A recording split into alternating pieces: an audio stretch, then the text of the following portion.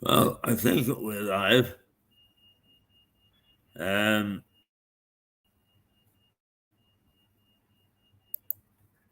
getting funny messages up. I've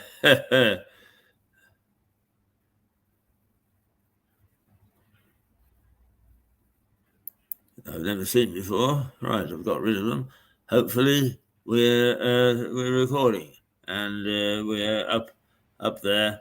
And I am now anticipating Dr. Mabey, who is a very live wire, believe me, a real character. And one of the things we wanted to do is to chat about our disabilities, to show you that A, we don't hide them, and B, there's nothing to be afraid of. You just have to be firm and yell at them. I have Parkinson's, and Mark has prostate cancer. Good morning, Mark. Good morning, Keith. Just saying to people that you and I have disabilities and that we are quite prepared to talk about them and peep above the parapet because we are not afraid of them. We actually yell at them, we laugh at them, and in fact, one way or another, we're beating them. So, beat the buggers, as you say. I'm Parkinson's. You're prostate cancer. So tell us a little bit about prostate cancer.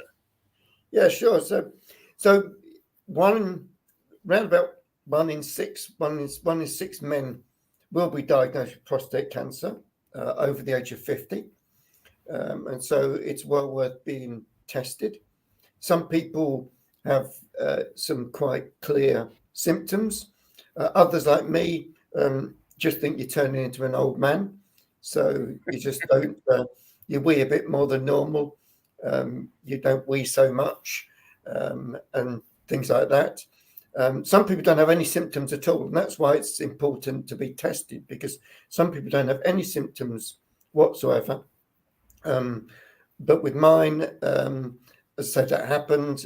I just let it go, normal man thing, didn't talk about it, brushed it under the carpet, didn't think about it. And then one morning, about 2 o'clock in the morning, I woke up and I was bursting to go to the loo, but couldn't go. So I had to go to the hospital and had to have all the horrible things of a catheter and all that sort of thing. So it's really simple. You go and see your GP, and they will carry out a blood test. And from the blood test, they will analyze something called the PSA, which is prostate specific antigen, which is a particular marker that they can detect in the blood. And that gives you a figure. That basically gives you a figure. If it in theory, ideal world, it should be obviously at 0. But all men have got a prostate anyway. So round about 5 or 6 downwards is pretty acceptable. Mine, unbelievably enough, when I finally went, was at 400. So instead of being at 0, it was actually at 400. So it was really high. I didn't have to have any surgery. I had a hormone injection. They inject you with the hormone estrogen, and that reduces your testosterone level. And once your testosterone level is reduced, the prostate stops producing. And as of March, my PSA level was at 2.08. So well within the limits. So very easy to control. I take 1 tablet a day. I have this prostate hormone injection every 3 months. Just go to the doctors. It takes 30 seconds. So it's no big deal really. But I think my message to everybody is go out there, get tested. It's simple. Most probably the worst bit is that in order for the doctor to examine the prostate, they have to put their finger up your bum, feel the prostate. If it's smooth, etc., it isn't a problem. But that's mostly the most invasive bit is the finger up your arse, as they'd say. So and that's a bit embarrassing, but it doesn't take long. But it is so common now in men. I think in men it is the number one cancer. And from my experience, it's so easy to control it. I'm not saying I haven't got rid of it. Mine will be kept under control. And as soon as, because I go every 3 months, it will detect whether it's gone up. It's gone up. They'll put me on another hormone, so I can keep it controlled. I'm afraid to go back every 3 months. Easy, Keith. Now, you say that it's the most common form of cancer amongst men. Are there, apart from yourself, famous people who have had it? Yeah, there's a number of, if you think about it, if everyone thinks about it, that in 1 in 6 people men that you meet over the age of 50 have had it. It's incredibly. Martin Clunes, for example, had it about a year ago. A whole set of people. I'm just trying to think now. Hugh Edwards, who's just left the BBC. So a whole set of people, because and I think that the biggest bit is raising awareness, and that's key. There's a guy up here in the Midlands, and I'm just trying to think of his name. He'll come to me. He is the anchor man for Midlands Today. And he had prostate cancer. He's done a fantastic job at raising awareness. As soon as he was diagnosed, he actually had to have an operation. He announced it on the BBC. It raised the profile significantly. I think in the week that he announced that he got prostate cancer, just in the Midlands, this is the actual number of people that were tested went up 400-fold. So the more people that are detected, the more the easier it is to obviously deal with it. Once it gets to stage 4, it's more difficult to deal with. There's a probability once it forms that it actually could move to other parts of your body, out to your bones, etc. So with me, for example, I had a body scan, CT scan, to find out whether it gone anywhere else. So they can detect that, and obviously that's the sort of things that complicate it if it moves to your kidneys, to your lungs, etc. Because it moves in the bloodstream, it can move into your lungs, etc. Then it's an issue. But my experience is it's I live. As you do, Keith, a perfectly healthy life. I think I've beaten the bugger, so I'll keep beating it, and that's key, I think. But it's very much about raising awareness, and I think exactly the same thing that you've been doing, Keith, in raising awareness of Parkinson's. People get it, and people live a relatively normal life. And I think I said to Keith in the same sort of way, it's amazing now what they can detect through blood test. And I was reading fairly recently an article which was back from December, was saying that for early onset of Parkinson's, they can pick it up by once again another one of these antigens in your blood. I don't think my understanding, Keith, is that Parkinson's isn't you can't really control it. But I think that once you know what behavioural things you need to do, that it might affect your memories, it might affect your movement. Actually, the interesting thing is that I discovered I had Parkinson's on a day that I will not forget, because it was the funeral of my late wife, and I had stayed at a friend's who lived a good mile away from my own home, I suppose. And Lewis is very hilly, up and down. And I left. I left his house at about 5 o'clock in the morning, and I started down one of the hills, and I couldn't stop. Hmm. The motor function of my brain had kicked in and decided it was going to take over. And I was grabbing at lampposts, trying to slow me down. And then eventually, of course, I went, bang. And I took my phone out while I was lying on the floor. And I phoned my daughter, who was staying in my house, and said, I'm in trouble. I need you to come and get me. And she thought I was at the front door. So she went down, unlocked the front door, went back upstairs. And here I was left.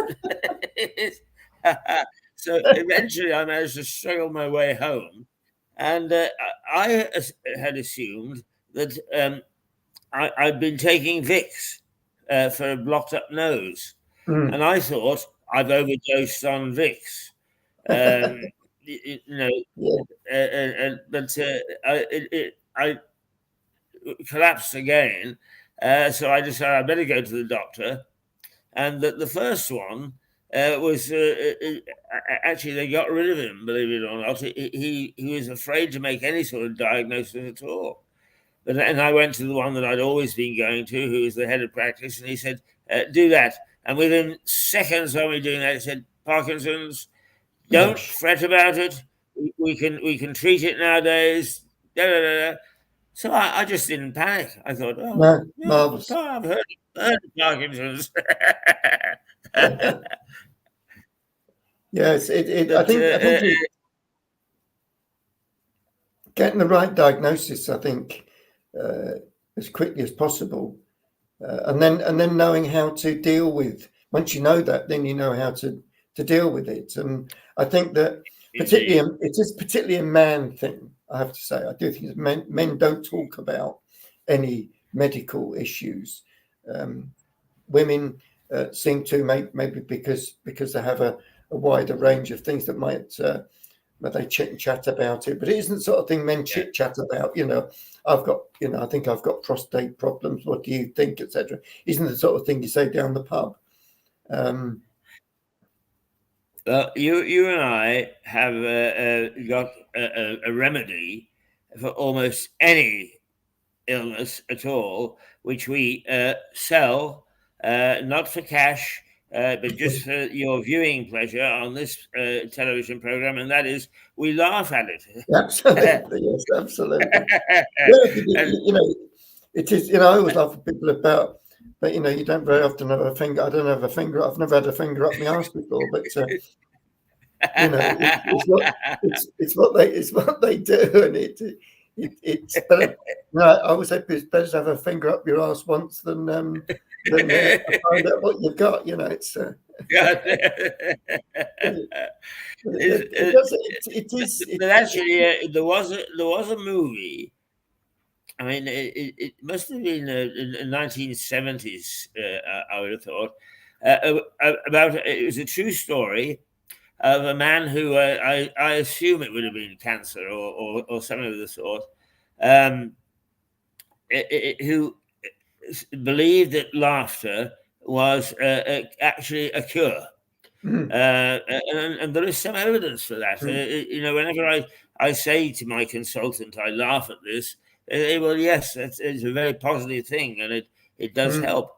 But he locked himself in a hotel room and ordered films and books and so on of all the funniest movies made and the books written, and just laughed and laughed and laughed and laughed himself well. Well, there's lots of evidence, Keith, that doing exactly that really helps people with dementia and Alzheimer's, and laughing and doing things gets your brain producing, I think it's called serotonin or something, but it's a particular chemical that makes you feel better. And I think that often when people with dementia and Alzheimer's obviously get depressed, they're indoors, they can't go out, etc. And they all say, if you do some exercise, if you do some activities, but particularly if you laugh, absolutely right. If you laugh, it releases the serotonin, and you do feel better in yourself. And I'm like that. You and I laugh all the time, and if you have Yeah. a good laugh, you feel much better. If you don't, you go down in the dumps. You do actually go in a spiral. And I've got a friend, and he's got quite long-term depression, and he always says that I'm a bit of a tonic, because what I do is make him laugh a lot, because when he laughs, he produces the serotonin, and Right. he feels better in himself. And it is. I agree with you totally. I think it doesn't cost anything either. Um, but it certainly works for me. I feel much better if I meet with some friends down the pub and have a real good laugh. I feel much better at the end of the session than if I was just sitting at home on my own. Are there any organizations? I mean, for instance, there is a Parkinson organization, of which I've got some doubts. But other organizations for prostate cancer? Yeah, there's a great organisation called Prostate Cancer UK. It provides a whole raft of information online. There are groups. I haven't been to one here, but there are various groups, support groups, people like me that have had it, that talk people through it. There are certain foods that are good to eat and things to drink, that sort of suppress the growth, etc. So there are things that you can do, and I think keeping healthy. I'm not wondrously fit, but I try and do a bit more walking these days and such like. Does make a difference. But yeah, Prostate Cancer UK are fantastic, and they have regional and local hubs. They're often in pubs and such like. People go. There's one close to me here, and the pub opens a bit like yours, Keith. It opens at 10 o'clock on a Tuesday, like today, till 11 o'clock, and people come along and can have a chat, have a coffee, talk things through, etc.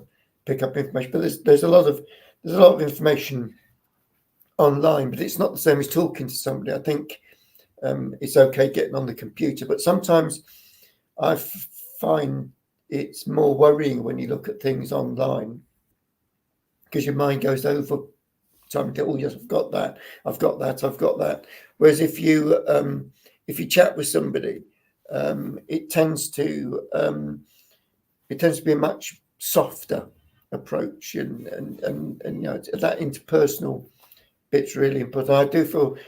I feel for any people that are watching that haven't got friends that have been through it, then just have a look up at Prostate Cancer UK, and there's a website. There's even a number that you can ring to get through to Yes. a line. Brilliant. I've never used it, but the website's fantastic.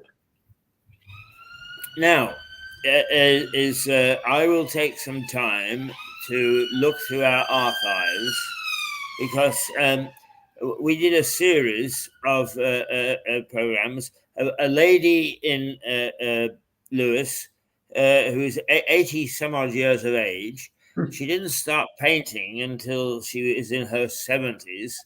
And she's painted all sorts of famous people, but she also, for 100 quid, painted local people, and all the proceeds went to Cancer Research UK. Oh, fantastic! And there is this whole series of people who appeared on the Mirador. For Wow. instance, there's one of the late the late mayor that is our great favourite, Stephen Catlin. There's one of me, and I must dig it out because I left it in storage when I moved, and I really quite like it. There is one of the Norman Baker and various people. So just as a demonstration of what some people Lovely. do, and a little bit of history of them. I will dig I'll dig the programs out. I think there are about 4 programs, and show Brilliant. them, and urge people to do something to support Cancer UK. Yeah, I think Um, fantastic. I think that just the London Marathon on Sunday was a great example. And I think there were 50,000 people running at that. And I think Cancer UK had something like 2,500 people running for Cancer UK. And certainly for, in a different, but my neighbour opposite, he's had lung cancer for about a year now. He's got to a state where he's gone into a hospice, the Dougie Mac Hospice. They do such fantastic work, but it costs something like £5 million a year to keep the provision going. And when you need it, you literally just go along and they take you in, and they give such amazing care. So I think that sort of thing is fantastic, Keith, and anything people can do. I've been trying to think. I need to do something in the next year to raise some money for prostate cancer. I'll tell you, Mirador is at your disposal. Think up something. Think up something that. Do you know what I think I would like you to do? Is on behalf of Cancer UK, is do a half-hour program, not a full hour, just a half hour, but all the things that you have in your museum. Yes, because I find that fascinating. Yeah, there is at a time you see in a paper a photograph of something, and somebody says, "Do you know what this is?" But you've got all sorts of things that a modern generation wouldn't know. Yeah, and I think that makes a fascinating program. Yeah, I can do Right, that. You're on. In fact, we can start that quite quickly. Yeah. Yeah. Well, let's do it, Keith, because I think I've bought them on lots of times. I think I showed you this last time, but this was. I think we saw this last time, didn't we? This was the. Yes, indeed, it's fascinating, and most people wouldn't know what that was. Yeah, and most people know, and it's got a beautiful engraved picture on the front of it. But an ink blotter that you put on the paper and rock it, and you rocked it so that you didn't smudge the ink, because if you put paper directly on it, it smudged the ink. Whereas this, when you put it on gently and you rocked it from side to side, so it's most, and that was in its time. We always talk about innovation, Keith. In its time, they went from sheets of blotting paper to some clever person came up with this idea that would stop signatures. It was predominantly for signatures. And you just don't ever see them. In fact, I must admit, I'd not seen one of these, and my mum passed away in November, and it was in my mum's house. So I brought it back with me because I thought it was unique, and one of the original proper pen, which you dip into the ink and write with no. It doesn't have any cartridge or anything, just the actual pen itself. That's right. There's a little inkwell.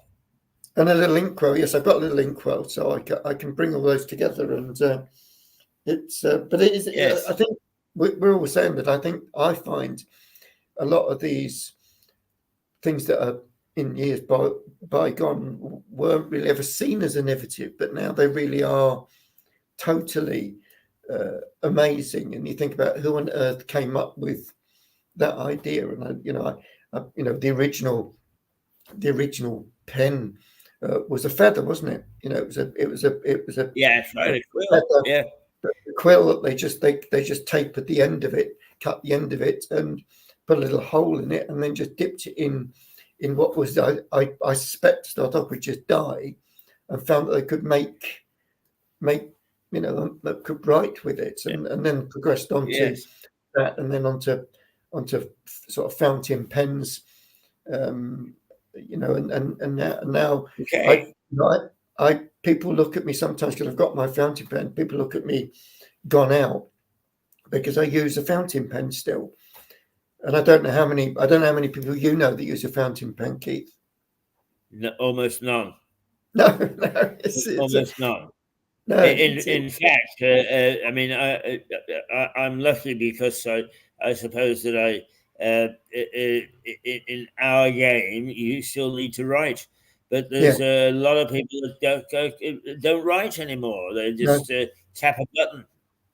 Yeah. Right. Okay, Mark. Now you come back to me this week and tell me which day and at what hour you want your program.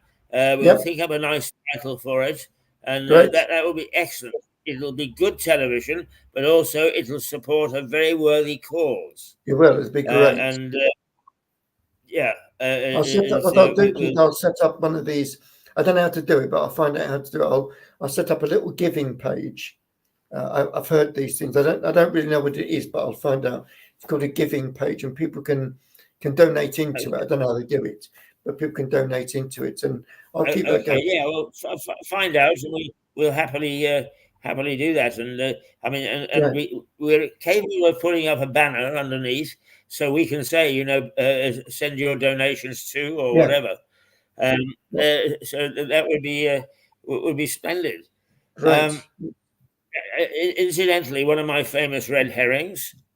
Um, as you know, I started a rugby club 60 years ago in Vancouver, and it's still going strong. And Lovely. they send me emails and so on and so forth. And the magazine we started, or the newsletter, was called, because it was a rugby team of journalists, was called The Quill. The quill. What is that? So Well, they are, it's amazing talking how things. publications, I must dig it out and show you. But at my mum's, I found 3 editions of the publication that we did at London College, and it's really good. We did one around about Christmas time, if you remember rightly. There was a young lady called Zara. Yes, You remember that young lady called Zara? I do. Yes. I've forgotten her surname now, but she wrote a lovely article. Peterson. That's Peterson. it. That's it. Yeah. Yeah, yeah. I've always wondered what she did. You know, she had journalistic skills, didn't she? She did. But in fact, what she did was she started her own, um, uh, uh, exercise club. Right. People went online to her to exercise. Now, that's the last I heard of her. Mm. But she was quite a character. Yeah, she was. I warmed to her straight away because I walked in as a new lecturer, and I don't know, it's quite a large class. There's about 10 or 12 people. So I went around and sort of said, what do you do, and so on and so forth, just to as a warm up. And she said, I'm a stripper. And in fact, she earned her college tuition by being a stripper.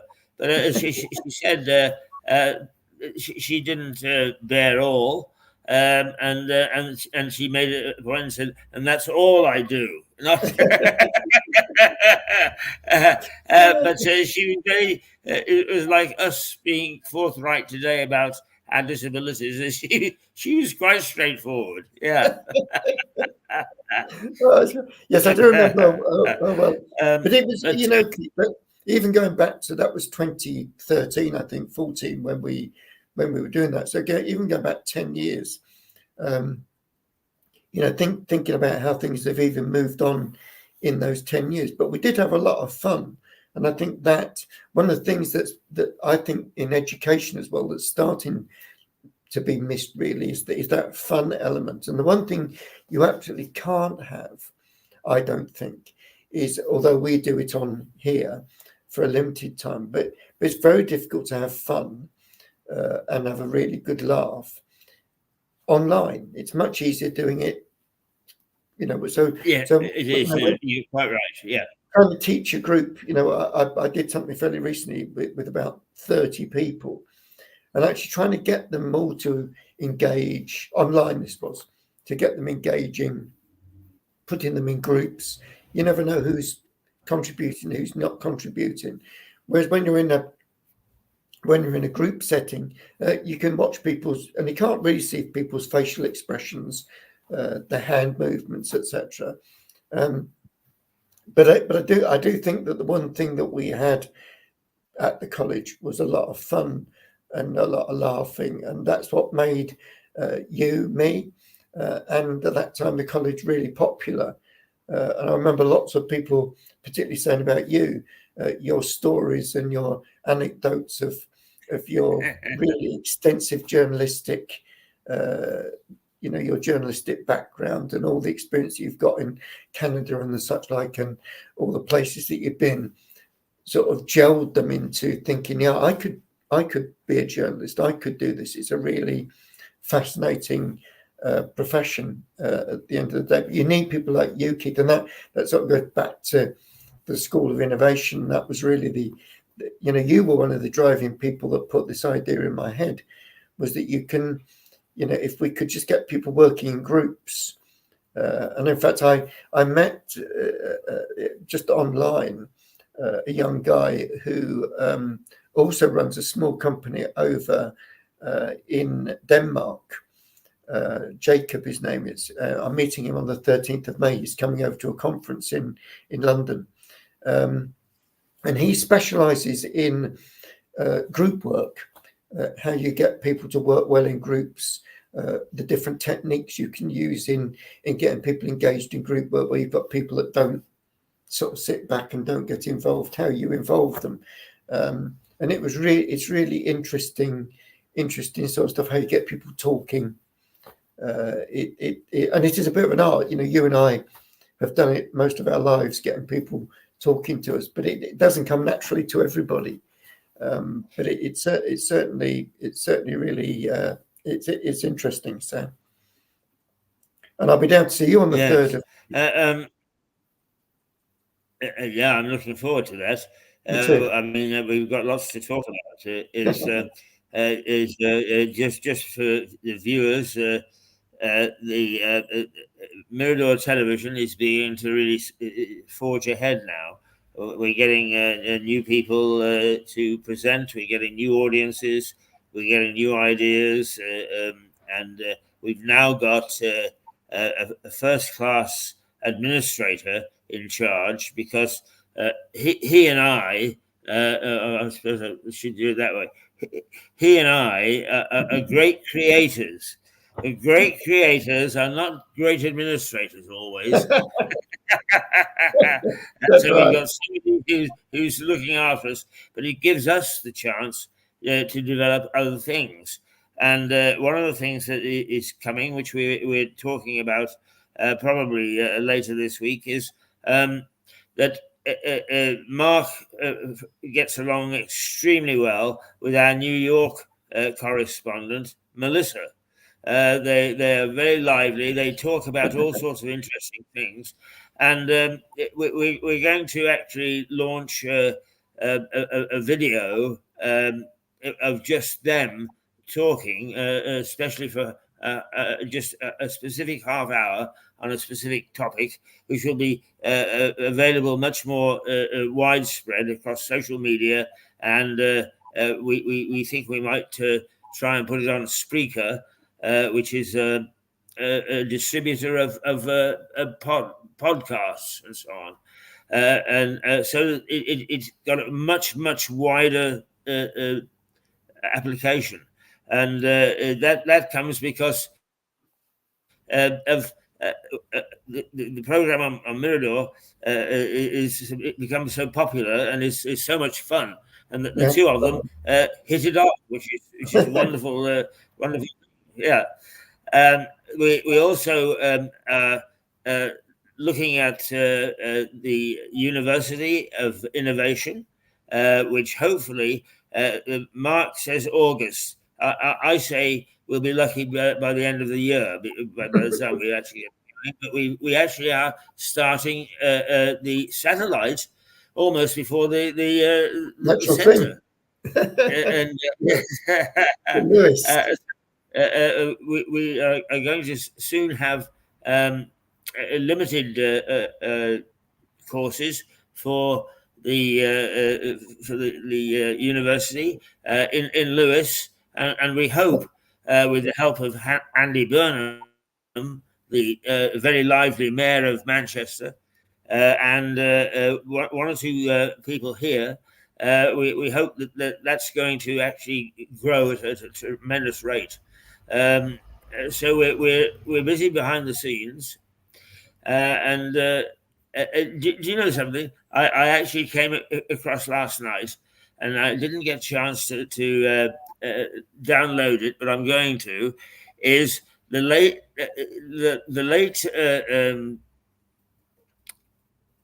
Stephen Catlin, the mayor, is we got him singing, doing a little 3-minute concert. John Henty and I are always doing silly things like singing very poorly and very badly things. So we may even start our own top 10. But you're all very kind out there. The viewers are very kind because they say that we do things that other television stations don't do, and that they never know what's coming next. Quite right too, Keith. Quite right too. Absolutely, absolutely. But I think you're right. I think that we've been discussing other things too, and I think what would be really interesting that Paul's also looking into is the possibility that we might be able to have viewers phoning in, Yes. and have some online phone-ins. My local radio station, as most local radio stations have, really lively debates. It's really good. You can get people with really good opposing views. And in fact, Absolutely, yeah. I did something on prostate cancer on Radio Stoke, and it was really well received. And they had about 150 people that rang into the studio. And I think that Stuart George, who's the presenter, is going to do another one. He's talking about doing one a month of sort of phoning on health issues, and nothing we talked about, keeping Right. Yes. sort of, maybe a month. I'm very keen. Of course, as the two bees say, that they scratch the surface to find out what I've done.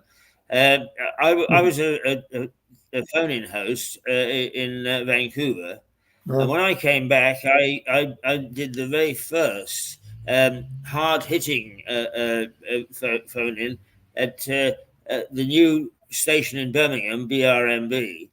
And they used to bill me as the man you love to hate.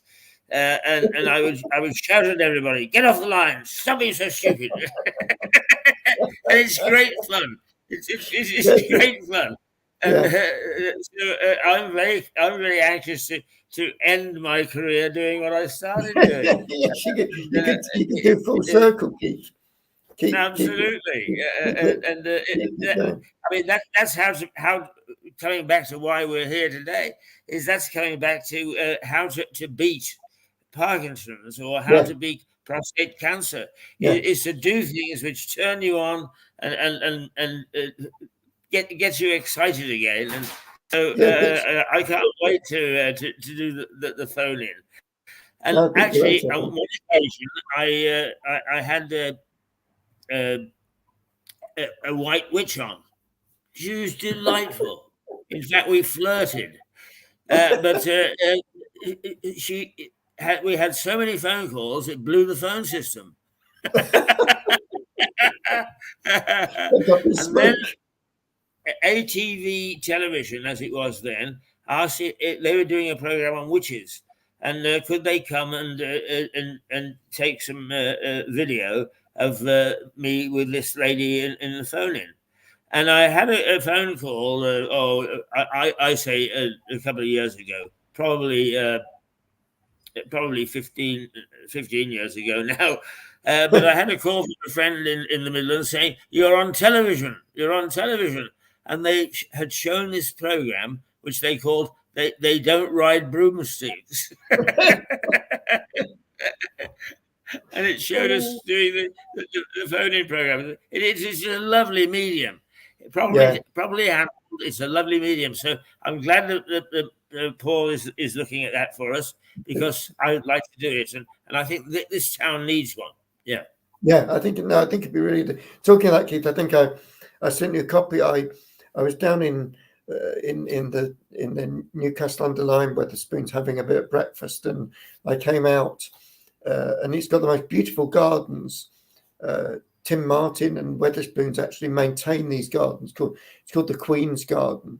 It's beautifully maintained. They change the flowers and things, plants in it every sort of 6 months. It's always a sea of colour, and it's normally purple and white, the sort of colours of the Queen. And I was just coming out and going through the park to the car park, and I recognised this lady and a guy with a camera, and it was a lady called Liz Copper, and she's a presenter on Midlands Today, and she stopped me and said, was I from around here, etc. And they're commissioning. There's a beautiful statue of Queen Victoria in the gardens, and they've commissioned someone locally, privately, to do a bronze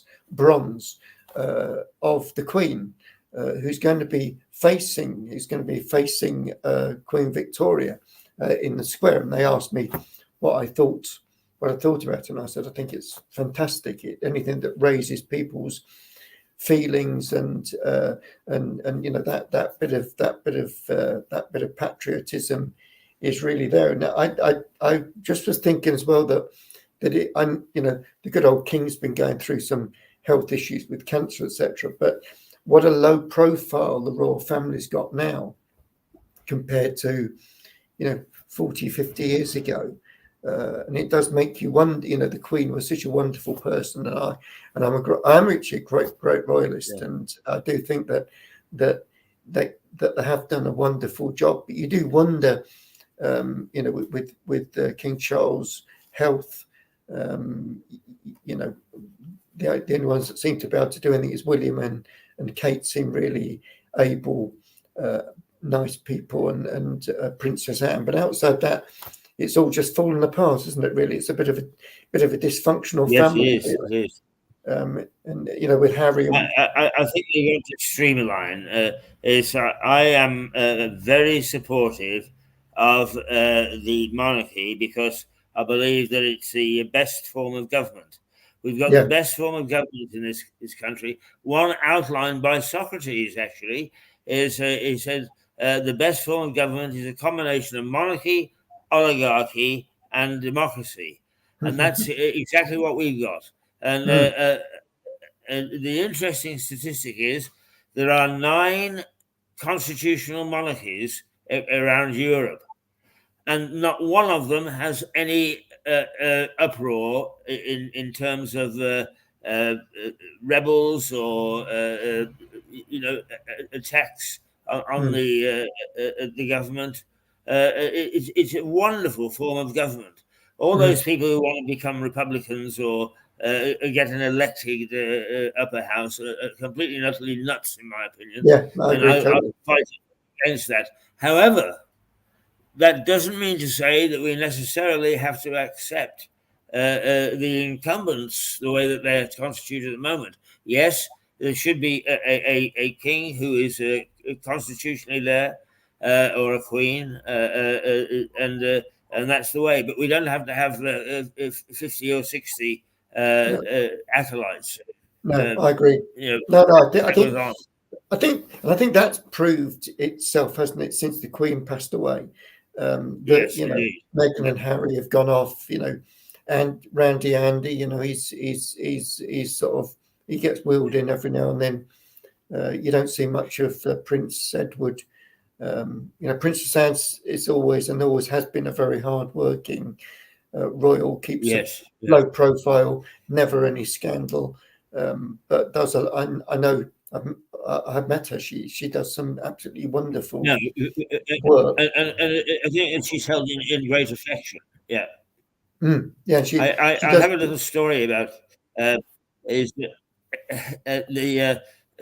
when I first came back from Canada, I was went to live in Tamworth, and the nicest pub I remembered from my being taken there as a boy was the Green Man in Middleton, which is a little village on the edge of Sutton Coldfield, and it was very much a horsey pub, and there was a regular there who dealt with Princess Anne on horses, and she would phone him at all times of night and day, and he would chat to her and so on, and it was at the time of her first marriage, I think, who was to Tim somebody. Yeah. I've forgotten. He said he could hear in the background this husband saying, "And get off that damn phone. Get off that damn phone. Who are you talking to?" Just like any husband. Yeah, absolutely. No, it's, so yeah, I didn't know, Keith. So you know this sort of the West Midlands, Black Country, and Birmingham and Lichfield and that sort of area. Well, I was born and raised in Sutton Coldfield until I was 18. Wow. Gosh, that's interesting. And of course, in those days, we made much of our own fun, and a lot of it was bike rides. And we would take the head staggers and we would say, right, let's ride to Lichfield and go to the cathedral. And most people don't know that the Lichfield Cathedral is quite beautiful, and Beautiful, yeah. the complex is lovely, and so on and so forth. But because Lichfield has got a cathedral, it's the biggest city in the world because it's got huge acreage without any buildings on it. Yeah, full fields. Yeah, So, it's beautiful. yeah, Yeah, it is. It's but yes, I know that part of the world, and you and I probably share a roaming place is Cannock Chase. yeah, absolutely. Yeah, just up the road to me. Yeah, Beautiful. well, Cannock Chase is a favourite place to go. Yeah, Yes, it's absolutely gorgeous. I had steaks.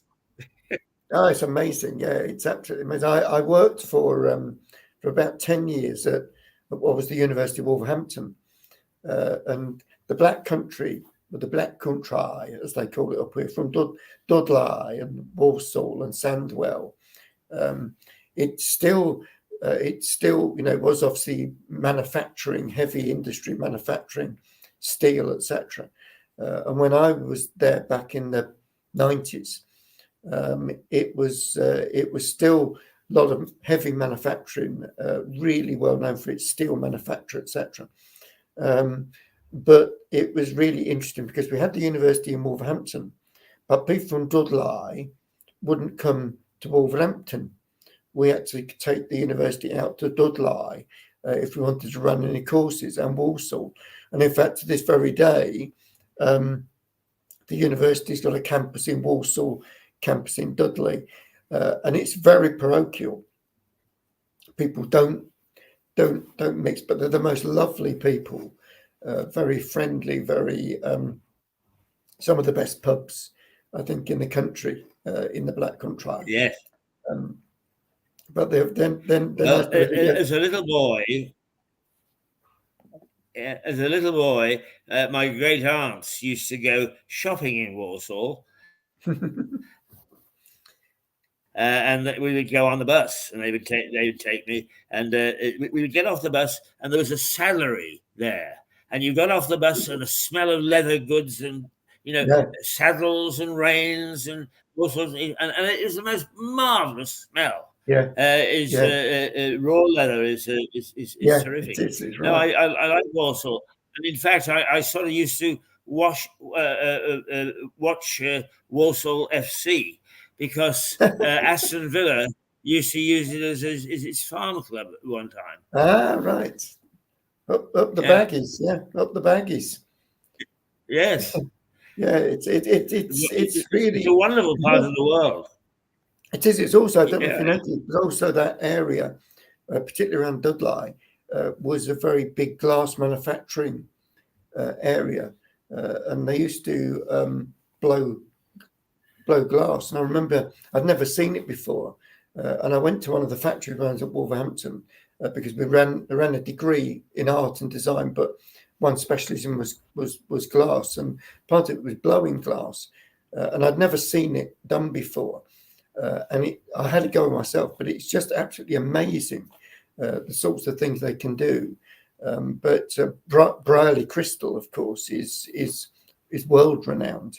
And Brierley, another part of the West Midlands, sort of beautiful cut crystal and such like. And I still quite a lot that goes on. It's quite interesting that it still maintained pockets of manufacturing, but quite unusual. You don't come across glass manufacturing in the UK a lot. We import loads now from Eastern Europe. They do particularly beautiful Bohemian glass, but yeah, it's a nice part. But it's interesting, Keith, isn't it? Because for people that haven't been there, you can have all this industrial area, but then you can go out, as you say, to Lichfield, Cannock Chase. It's beautiful countryside. Yes. with this sort of centre of heavy industry, and there's of course there's the canal that goes all the way through. A few years ago, I hired a canal boat and went from Stoke to Birmingham, and it was not the sort of thing you think people do as a holiday, but you went through beautiful open countryside and then into the locks. Wolverhampton's got I think 21 series of locks that you go through. Yes, that's right. Is raising the level of the barges. Yeah, yes. I think it's 21. It's quite spectacular to go into. But then you go into Birmingham. Dudley had a nice zoo too. Yeah. It's a nice zoo. Yeah, I don't know whether it's still there, is it? Dudley Zoo. Yes. Yeah, Dudley Zoo. It's very it's a beautiful zoo. It's expanded significantly, but it's a very interesting. So the Black Country is somewhere that people would think of coming to, but it's really so much to see, so much to do, but they don't promote themselves in any sort of great way. Shropshire does a bit more as a tourist attraction, but there are some. Yes, indeed. They're still. We used to go to the Wrekin. That's it, Wrekin. Yeah. Yes. For those viewers who don't know Shropshire, it's a sort of a mountain, if you like, in the middle of nowhere. And the story is that the people of Shrewsbury had offended a giant, and he decided he was going to dump a whole bunch of earth on the town. And he picked up a shovel, put some shovel on, and was on his way to dump it on the town when he met a tailor who persuaded him that it was far too far and he would wear out his shoes and so on and so forth before he got there. So he dumped it, and that's the Wrekin. And there's a little Wrekin by the side where he scraped the mud off it. Yeah, it's fascinating. It's lovely stuff. Lovely stuff. It's a lovely. It's a very undersold part of the country. As you like to say, it's a fascinating place to come. And even if you've got kids, as you said, there's still big saddleries in that whole sort of Black Country. I think it's still one of the main centres for saddles and bridles and things like that. The traditions carried on, but it's another one of these things. Leather centre, yeah. Yeah. Well, Mark, we've just to remind people, do not be afraid of your disability. No. Laugh at it, and Absolutely. laugh as much as you can because it's the best medicine, right? Yeah, 100%. Yeah, make the most of it. Laughter, serotonin. Keith and I.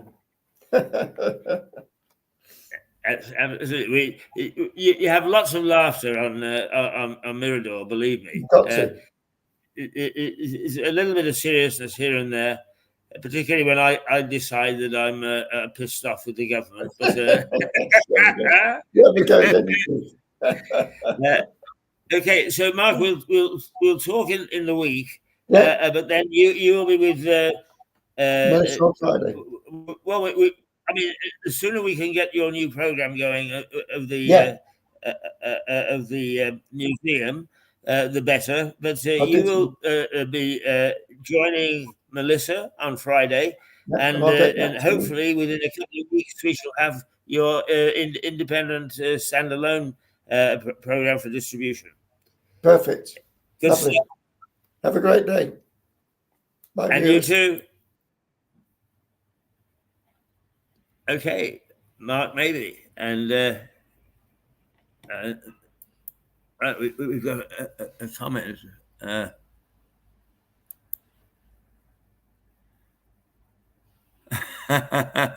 it's from Suzanne Musho, who I hope is going to return to Mirador. Is we she's particularly interested in the opera company in New York that we're associated with, but because of our problems with technically, we had to drop it because we can't go one after the other with Suzanne and Melissa because it runs over the time that the pub opens, and we are really restricted by to 12 o'clock, because it's not fair to our chief of staff, Declan, that he should actually have to do all his stuff while we're still here. So I'm going to talk to Suzanne during the week to see whether we can get another day. And that would be brilliant, because she is a very attractive and very vital and alive presenter, the way that most of them are on Mirador television. All right, I'm going to say toodles for a moment, and then at some stage we have got Kim Wood coming along to talk about education. And the chief of staff has arrived himself. Good morning, Chief. Morning, Chief. You okay? Yeah, there you go. Yeah. He's an amazing man. You know, I want to do a little biop of him and how he runs this pub, because it is, if never mind about Sick No Britain, if you want to see somebody who works morning to night and makes things work and exciting, you meet our chief of staff, Declan.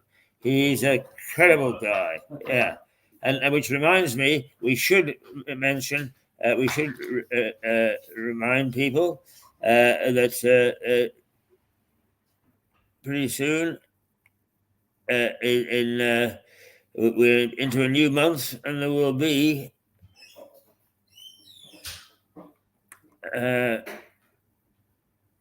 new quiz, a pub quiz, and the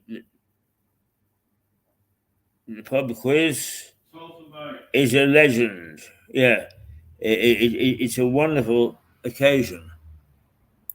Let me see if there we go. The pub quiz. It's on the 12th of May.